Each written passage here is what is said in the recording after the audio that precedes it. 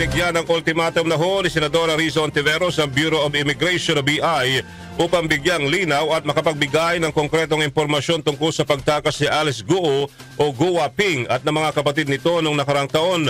Sa pagdinig ng Senate Justice and Human Rights, binigyan ni Hontiveros ng 15 araw ang BI upang sagutin ang mga naiwang katanungan kung paano tumakas si Guo sa ang border lumabas sa bansa at sinong taga-gobyerno ang tumulong sa mga ito na makaalis ng Pilipinas.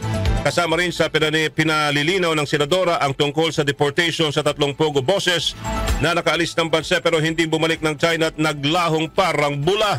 Babala ni Hontiveros kung walang magiging konkretong tugon ng BI sa loob ng 15 araw na palugit ay irekomenda niya sa kanilang komite report na magpatupad ng revamp o balasaan sa ahensya na sisimulan mismo kay BI Commissioner Joel Anthony Viado.